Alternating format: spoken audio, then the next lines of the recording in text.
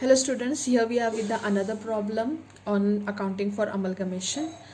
Problem number 7, page number 112 from the book of M.B. Karkor.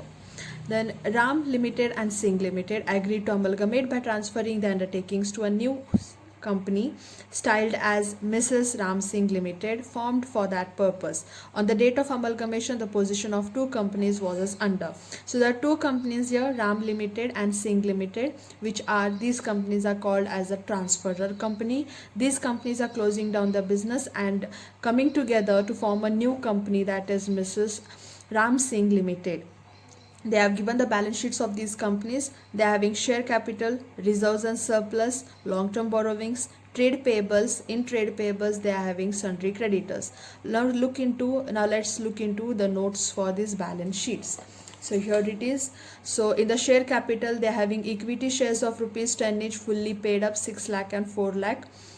In reserves and surplus, they are having reserves. Reserves are with only Singh Limited. Surplus 10,000 in Ram Limited and 15,000 in Singh Limited. In long-term borrowings, you can see they are having 5% debentures, 1 lakh in Ram Limited, 1 lakh in Singh Limited. Mortgage loan is there with Ram Limited and Singh Limited has nil balance. Then in the asset side, they are having fixed assets. Fixed assets, in the tangible assets, they have leasehold property 4 lakh in Ram Limited, 3 lakh in Singh Limited. Freehold property 2 lakh 80,000 in Ram Limited, 1 lakh 22,000 in Singh Limited. In current assets, they have investments of 40,000 and 40,000 each, and in debtors 2 lakh 60,000 in Ram Limited, 1 lakh 50,000 in Singh Limited. Now let's look into their conditions. The purchase consideration consisted of the discharge of debentures in Ram Limited by the issue of equivalent amount of 6% debentures in Ram Singh Limited. So the debentures of Ram Limited are to be issued at the equal amount but at 6% of debentures. Then the sum of the liabilities of both the companies, the assumption of liabilities of both the companies, meaning these liabilities are taken forward for the purpose. Then the issue at a premium of rupees 5 per share of equity shares of rupees 10 each in Ram Singh Limited. So in the Ram Singh Limited, whatever equity shares you issue, the share value should be 10 rupees plus you have to pay 5 rupees per share as premium. For the purpose of amalgamation, the assets are valued. So again, the assets are valued: goodwill, sundry assets, freehold property, investment and debtors. So we have to consider these revalued amounts for the calculation of purchase consideration. Pass on the necessary journal entries in the books of amalgamated company to record the acquisition of the business and prepare the amalgamated balance sheet of Ram Singh Limited. So again, we are not going to solve here the journal entries. We are going to see the journal entries in the further problems to come. Here we will calculate purchase consideration and prepare the balance sheet. So let's move on to the solution. So we have to calculate the purchase consideration in the net asset method, total of assets less the liabilities. Okay. So here I have to consider the values that are given here in the additional information, that is the revalued values. Okay. So first one here is the goodwill 1 lakh and 75,000. So goodwill is 1 lakh and here Singh Limited 75,000. Sundry assets 4 lakh 10,000, 2 lakh 80,000.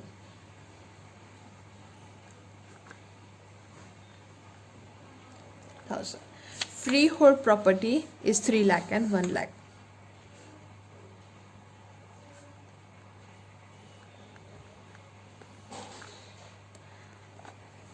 Investments 40 and 50.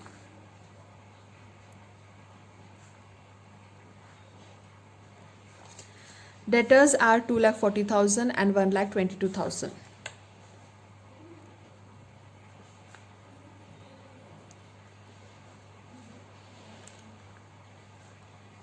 Liabilities, I have 6% of debentures. That is, as they have told, these debentures will be converted for 6% debentures. So here 1 lakh, 1 lakh.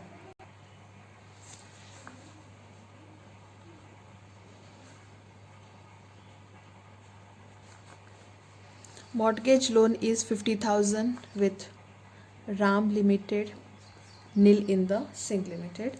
Creditors 2,20,000 and 47,000.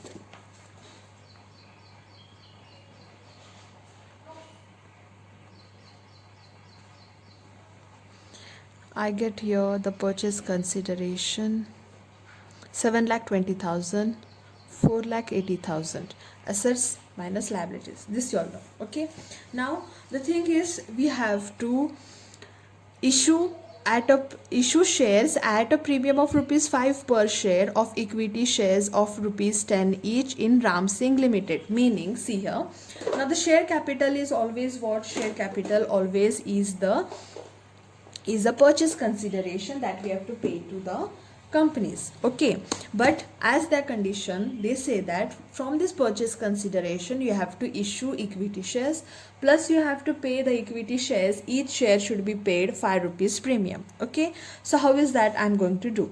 So here, so for Ram Limited, just check out, for Ram Limited I have to pay a total 7,20,000 as purchase consideration, that too in the form of equity shares. Okay, now I have to find the number of shares in order to find out how much premium I will be paying them. Okay, so for that, amount to be paid to Ram Limited divided by the face value of the share plus the premium. Okay, so I'm going to pay them 7,20,000 as the amount that I'll be paying to them. Okay, as purchase consideration, plus the face value of the share is 10 and the premium I'll be paying them is 5. So total it will be 7,20,000 divided by 15. So here I get the answer,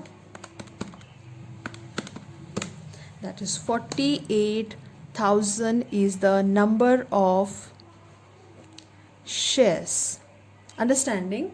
So how will be the equity? How will be the share capital now? So the share capital of Ram Limited will be 48,000 shares of rupees 10 each. So this will be 4,80,000 plus, add to this rupees 5 premium for each share. So 48,000 into 5. So this will be 2,40,000. So just check it out whether totally we have paid them 7,20,000. So yes, 7,20,000. Okay, in the same way we have to also pay to the Singh Limited. Okay, so see here, Singh Limited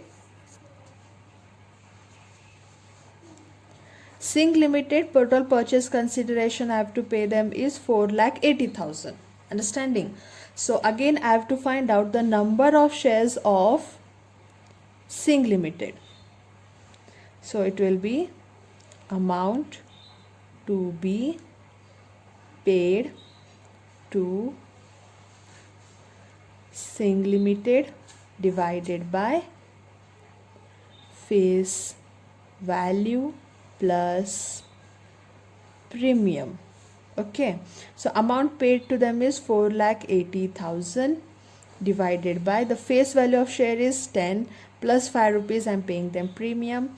So this is 4,80,000 divided by 15.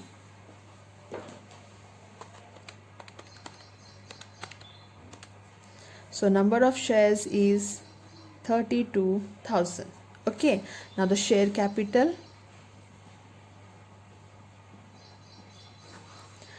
32,000 shares of rupees 10 each. This will make 3,20,000 as the equity share capital. Add to this premium at the rate of rupees 5 each. So this will be 1,60,000. Just check out whether this becomes 4,80,000. Yes. So this is the way we are going to pay them the share capital. This amount will go for share capital in the balance sheet, and this amount will go in reserves and surplus as security premium. Okay, now let's move on to the notes to balance sheet. Okay, we have to prepare the notes to balance sheet. So in the share capital, Ram Limited, how much is the amount we have to pay them? 4,80,000 as equity share capital. So 4,80,000. Singh Limited, how much we have to pay? 3,20,000.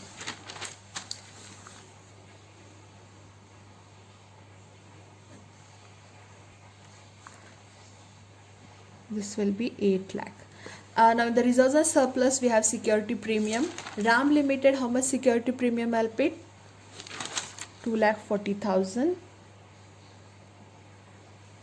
And Singh Limited, 1,60,000.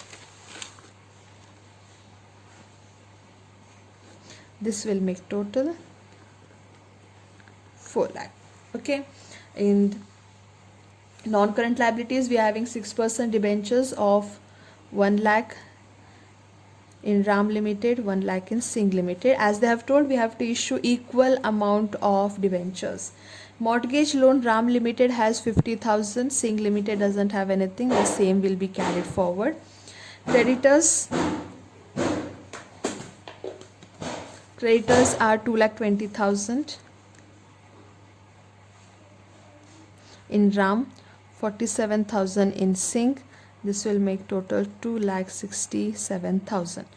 In intangible assets, we are having sundry assets and leasehold property. That is, leasehold property is how much here? 4,10,000. We have to take the revalued amount, do not forget.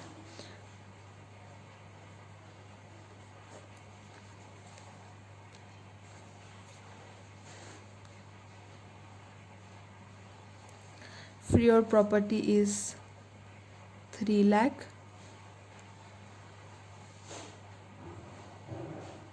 And 1 lakh, this will make 4 lakh. The total of tangible assets will be 10,90,000. Okay. Then the intangible assets, we are having the goodwill. Goodwill of Ram Limited is 1,75,000.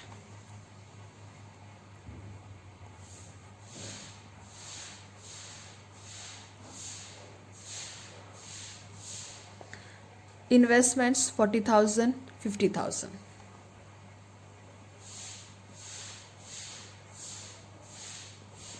This will make total of 90,000. Then current assets, debtors 2,40,000 and 1,22,000.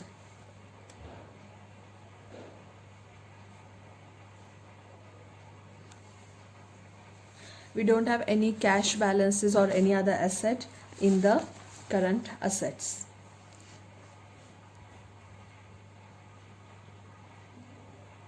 Now we have to shift all these balances in the format of balance sheet. So share capital 8 lakhs. Note number 1. Securities premium, reserves and surplus 4 lakh. Note number 2. Non-current liabilities, note number 3, we are having debentures 2 lakh.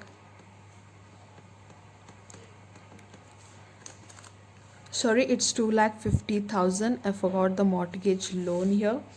I'll make the total here 50,000. In current liabilities, I have 2,67,000. Note number 4. Let's make the total later on. Tangible assets, total is 10,90,000. Note number 5. Intangible assets, note number 6. Here up I have 1,75,000. Investments, note number 7, 90,000. Current assets, note number 8, 3,62,000. Now just let's check out whether the total of the balance sheet gets tallied. So 8 lakh, 4 lakh, 2,50,000.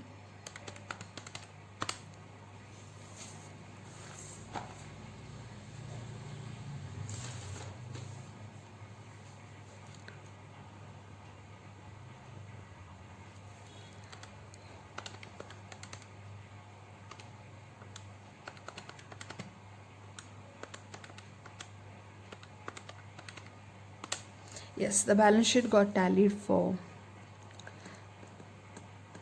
17,17,000. Clear? Hope you all understood a simple problem of a little bit different kind. Thank you.